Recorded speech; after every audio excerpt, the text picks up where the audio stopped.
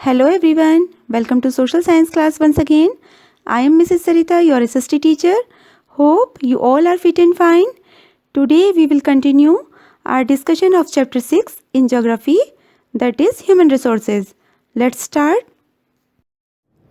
Today we will study first population change, second patterns of population change by birth rate and death rate, and by migration, immigration and emigration.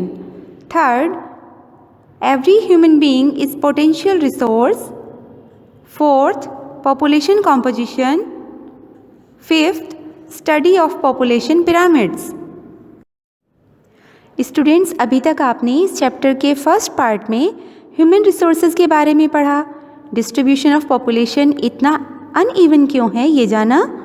Density of population कैसे जानते हैं ये सीखा. और different factors कैसे population distribution को affect करते हैं ये देखा. आज हम डीप स्टडी करेंगे कि पॉपुलेशन के चेंज होने का प्रोसीजर क्या है. किसी भी प्लेस की पॉपुलेशन स्टेबल या एक जैसी रहती है या during a specific of time change होती रहती है. इन सब क्वेरीज के सॉल्यूशन के लिए आइए इस चैप्टर को समझते हैं. Let's begin. Come to page number 69. Your first topic is population change. Children, population change का सिंपल सा मीनिंग है, जैसे कि हमें नाम से ही पता चल रहा है कि पॉपुलेशन या जनसंख्या में चेंज या परिवर्तन होना.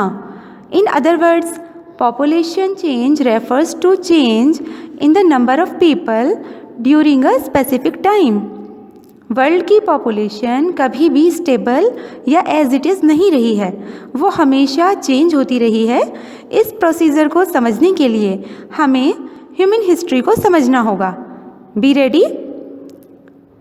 1800 तक ह्यूमन पॉपुलेशन लगातार बढ़ती रही, लेकिन उसकी स्पीड बहुत स्लो थी. A large number of babies were born but they died early too. कि बड़ी संख्या में बच्चे जन्म लेते थे पर जल्दी ही उनकी मृत्यु भी हो जाती थी. इसके लिए कई रीज़न थे, एज प्रॉपर मेडिकल फैसिलिटीज़ का ना होना, प्रॉपर फूड सप्लाई ना होना, फार्मर्स का रिक्वायरमेंट के अकॉर्डिंग प्रोडक्शन ग्रेन प्रोडक्शन ना कर पाना, एट्सेट्रा.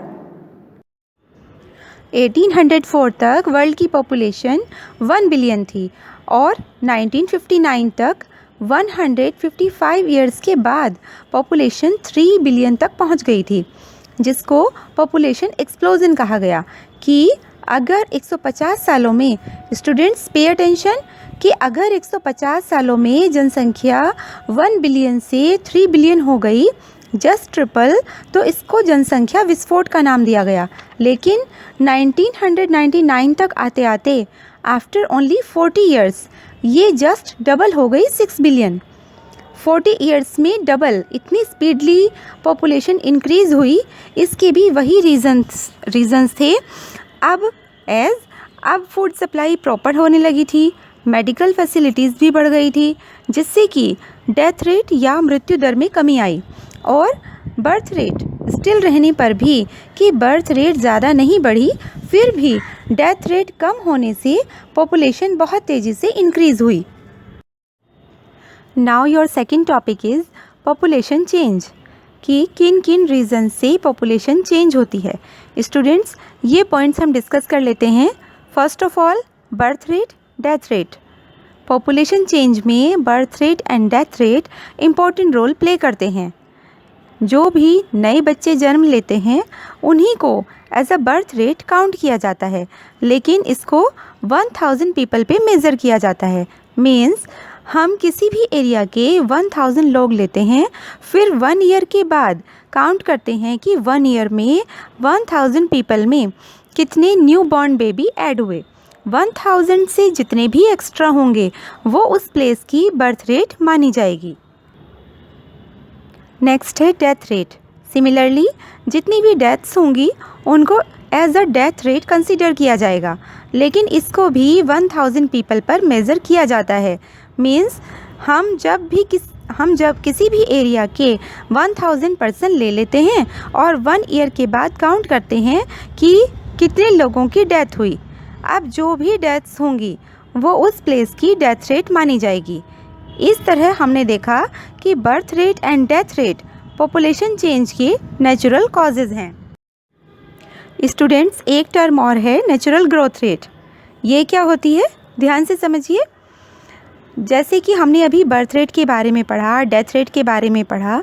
जब हम किसी भी एरिया की बर्थ रेट स्टडी करते हैं, डेथ रेट स्टडी करते हैं, तब थोड़ा कन्फ्यूज़न क्रिएट हो जाता है, क्योंकि जब हम देखते हैं कि 1000 लोगों पे इतने नए लोग ऐड हुए, फिर हम देखते हैं फिर दूसरी रिपोर्ट आती है कि 1000 लोगों पे इतने लोग मरे, ये डेथ रेट है, इतने लोग कम हुए, तो थोड़ा कन्फ्यूज़न क्रिएट हो जाता है। और जब ये स्टडी हम पूरे नेशनल लेवल पे करते हैं, कंट्री लेवल पे करते हैं, लैक्स एंड करोड़ लोगों पे करते हैं, तब ये बहुत बड़ा कन्फ्यूज़न क्रिएट हो जाता है। तब हम क्या करते हैं, क्योंकि हमें एग्जैक्ट रिपोर्ट देनी होती है, तब हमें क्या करते हैं, तब हम बर्थ्स एंड डेथ्स का बैलेंस करके जो फिगर आता है वही हमारा नेचुरल ग्रोथ रेट कहलाता है। इसको आप अपने स्क्रीन पर भी समझ सकते हैं। बर्थ रेट, जैसा कि आपको मालूम ही है, उसके लिए हमने लिए 1000 पीपल। फिर न्यू बर्थ्स हुए, फॉर एग्ज़ाम्पल 100। फिर डेथ रेट देखिए, डेथ रेट उसके लिए भी हमने 1000 पीपल लिए। डेथ्स कितनी हुई, for example 25। Difference between births and deaths is equal to 100 minus 25 is equal to 75। Thus, our natural growth rate will be, exact natural growth rate will be 75. Second term है migrations, immigration और emigration. Migrations is the movement of people in and out of an area. की migrations को हम पलायन भी कहते हैं। Means लोगों का किसी एरिया या कंट्री में आना या किसी कंट्री या एरिया से बाहर जाना माइग्रेशन कहलाता है। इसको हम दो तरीके से समझ सकते हैं। फर्स्ट, इमिग्रेशन या इन माइग्रेशन। स्टूडेंट्स, इसको आप ध्यान से समझिए, इसमें अक्सर बच्चे कंफ्यूज हो जाते हैं। इसको आप ऐसे भी लर्न कर सकते हो कि immigration means in migration. In migration या लोगों का किसी एरिया या कंट्री में आना, एंट्री करना कहलाता है। USA, ऑस्ट्रेलिया एट्सेट्रा बहुत से कंट्रीज़ हैं जहाँ पर बहुत ज़्यादा इमिग्रेशन हुआ है। रीजंस जॉब, एजुकेशन एट्सेट्रा कुछ भी हो सकता है। Second one is emigration. When a person leaves a country it is called out migration और एमिग्रेशन। कि जब लोग किसी एरिया को या कंट्री को छोड़कर जाते हैं या एग्ज़िट करते हैं तो उस कंट्री के लिए एमिग्रेशन कहलाता है। Sudan is an example of a country that has experienced a loss in population numbers due to out-migration or emigration. Your fourth topic is every human being is potential resource. Students, this is also very interesting topic. Pay attention. जब हम population की बात करते हैं तो जैसे कि हम पहले भी डिस्कस कर चुके हैं कि किसी कंट्री के लिए पॉपुलेशन की क्वांटिटी नहीं, क्वालिटी मैटर करती है कि हमारी कितनी पॉपुलेशन देश की प्रोग्रेस में बढ़ चढ़कर योगदान दे रही है।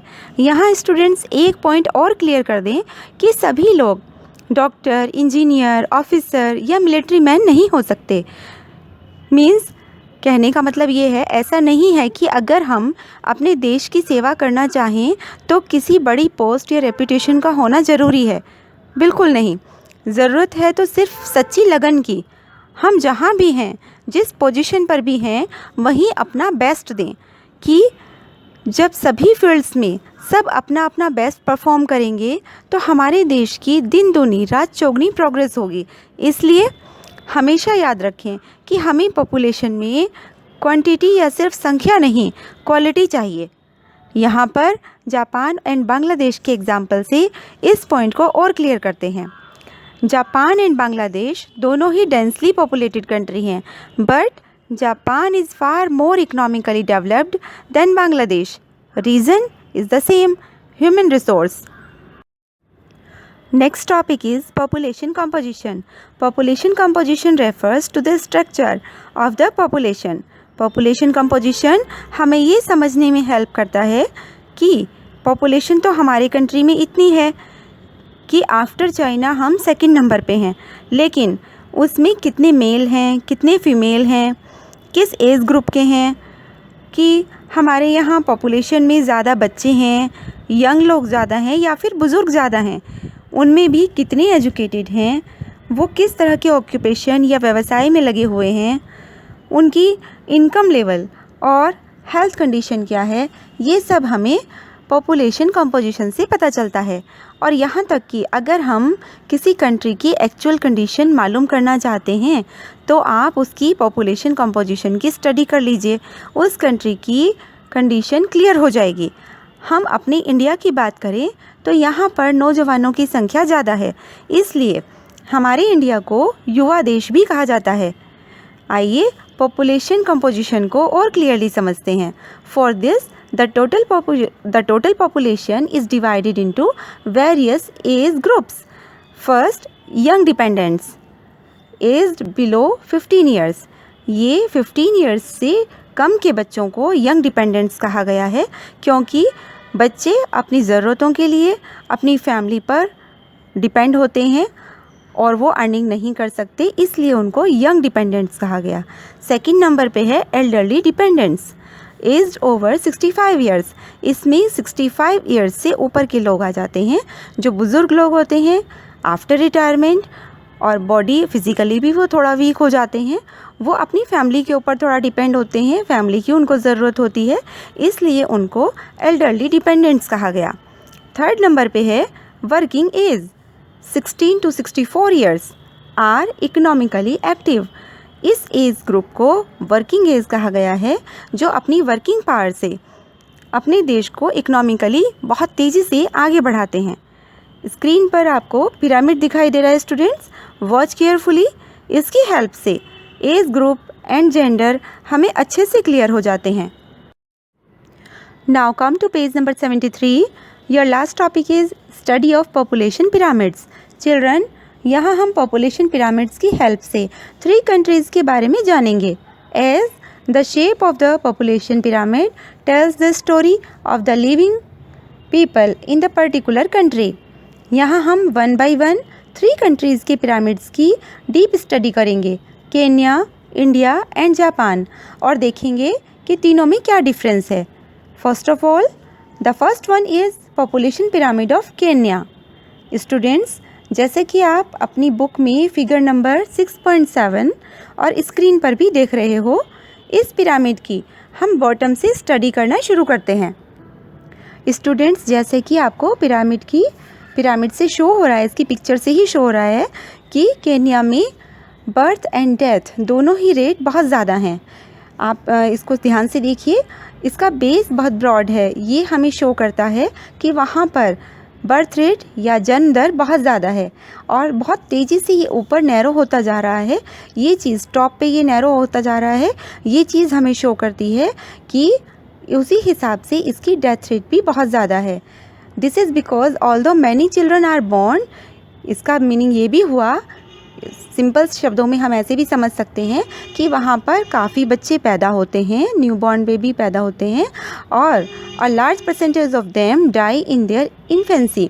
लेकिन उनमें से काफ़ी परसेंटेज उनकी शिशु अवस्था में ही मृत्यु भी हो जाती है, और बहुत थोड़ा कम लोग ही एडल्ट हो पाते हैं।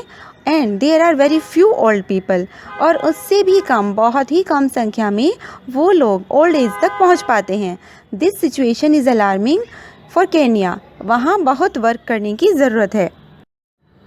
Students, second, the population pyramid of India. यहाँ पर आप फिगर नंबर 6.8 में पॉपुलेशन पिरामिड ऑफ इंडिया को देखिए, वॉच केयरफुली। ये पिक्चर हमें शो करती है कि इंडिया के पिरामिड में बेस लेस ब्रॉड है, कम चौड़ा है।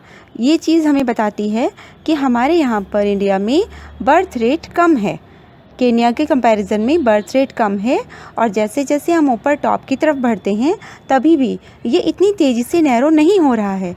ये चीज़ इस पॉइंट को शो करता है कि हमारे यहाँ पर बेटर फूड सप्लाई है, बेटर मेडिकल फैसिलिटीज़ हैं, और दूसरी चीज़ें फैसिलिटीज़ अच्छी हैं, तभी हमारे यहाँ पर डेथ रेट कम है और पॉपुलेशन इतनी तेज़ी से कम नहीं हो रही है, डेथ रेट इतनी ज़्यादा नहीं है, because more infants survive to adulthood, this can be seen in the pyramid properly.